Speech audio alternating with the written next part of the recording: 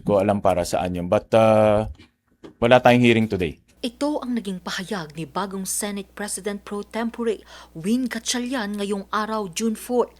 Si Gatchalian ang tumatayo ngayong Senate President matapos ang 2 araw na pagliban ni Senate President Alan Peter Cayetano sa sesyon ng Senado. Nauna nang nagkaroon ng rigudon sa mga komite dahil na rin sa pagkakaroon ng quorum matapos pumasok si Senator Chis Escudero sa sesyon kahapon June 3. June 8 ang inanunsyong bagong petsa ng hearing na pangungunahan sana ni bagong Blue Ribbon Committee Chair Erwin Tulfo.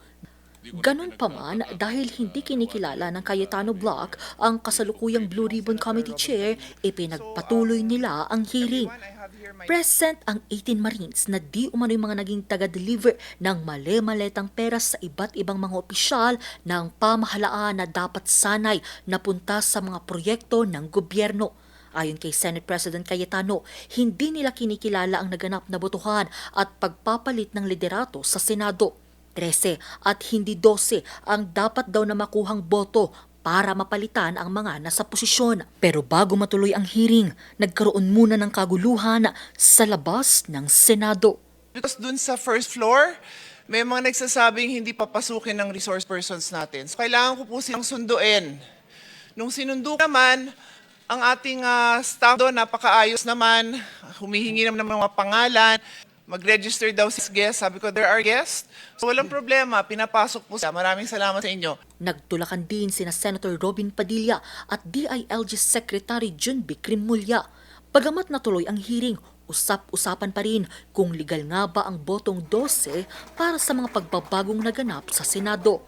But the former Senate President failed to appear in both instances. Further, Article 6, Section 16.5 of the Constitution provides that neither House shall, during sessions of Congress, adjourn for more than 3 days without the consent of the other House. The Senate has been adjourned and unable to resume session for the past 2 days, placing us on the brink of constitutional violation had we not convened today. This is in full accord with the ruling of the court in Avellino versus Cuenco, that an absolute majority of 12 out of the 23 members can constitute a constitutional majority of the Senate for quorum purposes. Sa Facebook Live ni Senate President Cayetano, mariin niyang kinontra ang basihang ito ng mga nasa minority bloc. Alam naman natin lahat na kailangan ay 13. So let me state this.